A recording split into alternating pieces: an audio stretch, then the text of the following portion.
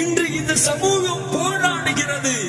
அதை பார்க்கும் பொழுது ஆலிம்களுக்கு, மார்க்க அறிஞர்களுக்கு சந்தேகம் வருகிறது. இந்த போராட்டங்கள் எதற்கு? ஃபஜ்ருடைய தொழுகையை பள்ளியில் வந்து தொழாமல். அல்லாஹ்வுடைய தூதர் ஸல்லல்லாஹு அலைஹி வஸல்லம் சொன்னார்கள், முஹம்மதின் சமுதாயமே, வெற்றி வேண்டுமா உனக்கு? உலகத்தின் ஆட்சி அதிகாரங்கள் வேண்டுமா? அல்லாஹ்வின் பாதுகாப்பு வேண்டுமா? காலையிலே ஃபஜ்ருக்கு பள்ளிகளே அதான் சொல்லப்பட்ட பிறகு பள்ளியை நோக்கி விரண்டு சென்று முதல் சஃபிலே தக்பீர் கட்டி உலக முஸ்லிம்கள் வெளியே பள்ளியை விட்டு ஒரு தினம் வெளியே வந்தால் போதும், அல்லாஹ்வுடைய உதவி அவர்கள் பள்ளியை விட்டு வெளியே வரும் பொழுது அவர்களுடைய காலுக்கு அடியில் கிடக்கும். அல்ஹம்துலில்லாஹி ரப்பில் ஆலமீன். அல்லாஹ்வுடைய தூதர் சொன்னார்கள், யார் ஒருவன் ஃபஜ்ருடைய தொழுகையை ஜமாஅத்தோடு தொழுகிறானோ அன்றைய முழு தினத்துடைய பாதுகாப்பையும் அல்லாஹ் எடுத்துக் கொள்கிறான். ஒட்டுமொத்த முஸ்லிம் சமூகமும் ஃபஜ்ருடைய தொழுகையை பள்ளியிலே சென்று தொழுதால் அந்த முழு சமூகத்துடைய வெற்றியின் பொறுப்பையும் அல்லாஹ் எடுத்துக் கொள்கிறான். ஆனால் இன்று பார்க்கிறோம், தொழுகை இருக்காது, ஆனால் போராட்டங்கள் இருக்கும். தொழுகையை மறந்து விடுவார்கள், தொழுகையை விட்டு விடுவார்கள். ஏதோ காசு பணத்தை தொலைத்தது போன்று தொழுகையை விட்டு விட்டு இந்த பூமியை நடமாடி கொண்டிருப்பார்கள். இவர்களை அல்லாஹ் முஸ்லிம்களாக அங்கீகரிக்க மாட்டான்.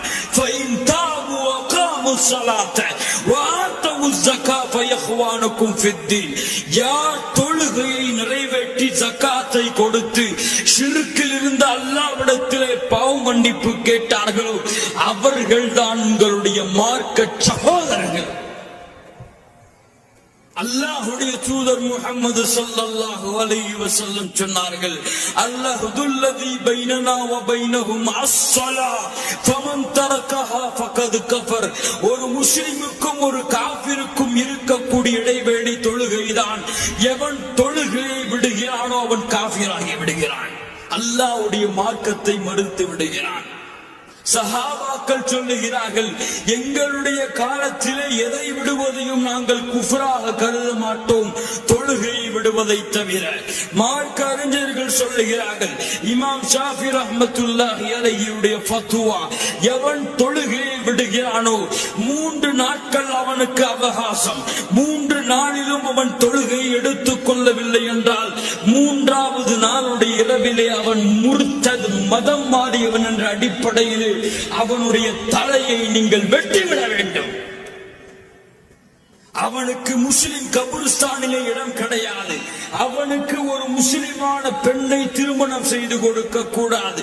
அவனுக்கு முஸ்லிம்களுடைய வாரிசுரிமை சட்டம் கிடையாது. அவனை இறந்து விட்டால் குளிப்பாட்ட கூடாது. சாக்கு மூட்டைகளை கட்டி தொழுகையிலே குப்பையிலே எழுந்து விட வேண்டும். அபூ ஹனீஃபா ரஹ்மத்துல்லாஹி அவர்கள் மட்டும்தான் இந்த விஷயத்தில் லேசான ஒரு சட்டத்தை சொல்லி இருக்கிறார்கள். அவன் தொழுகையை நிறைவேற்றும் வரை அவனை அடித்துக் கொண்டே இருங்கள், மரணித்தாலும் சரி. மாலிக் ரஹ்மத்துல்லாஹி அலைஹி, அஹ்மத் பின் ஹம்பல் ரஹ்மத்துல்லாஹி அலைஹி அவர்கள் எல்லோருடைய ஃபத்வாவும் 3 நாட்கள் தான் அவகாசம்.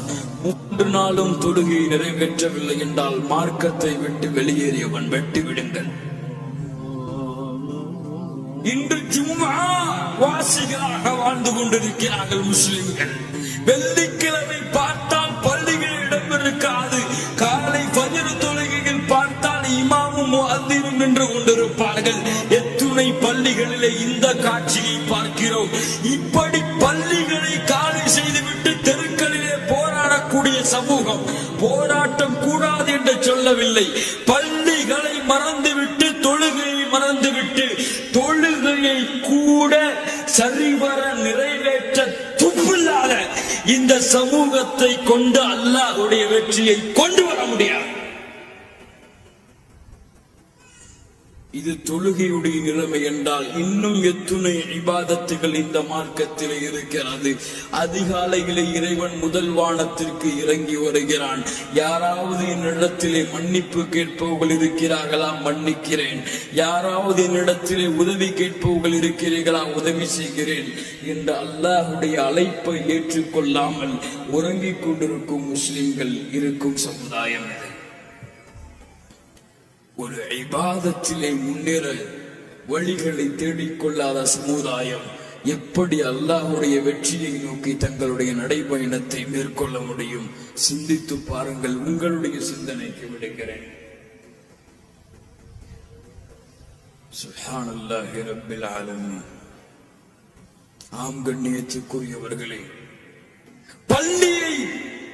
பள்ளிக்கு அதான் சொல்லப்படுவதற்கு முன்னதாக பள்ளியிலே சென்று அல்லாஹ்வுடைய தொழுகை எதிர்பார்த்து வாழ்ந்த சமூகம் இது.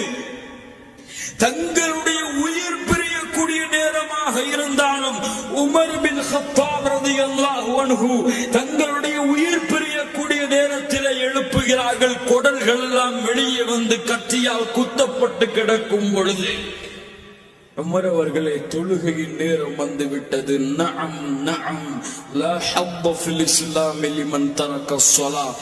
ஆம் ஆம், எவன் இந்த மார்க்கத்திலே தொழுகையை விடுகிறானோ அவனுக்கும் இஸ்லாமிற்கும் சம்பந்தமில்லை என்று உமர் அவர்கள் கூறிவிட்டு அந்த நேரத்திலும் தொழுகையை நிறைவேற்றினார்கள். ஏன்? இவர்கள் பார்த்து வளர்ந்த தூதர் அப்படி நிறைவேற்றினார்கள். அல்லாஹ்வுடைய தூதர் முஹம்மது ஸல்லல்லாஹு அலைஹி வஸல்லம் முடியவில்லை, எழுவதற்கு நோயுற்று இருக்கிறார்கள்.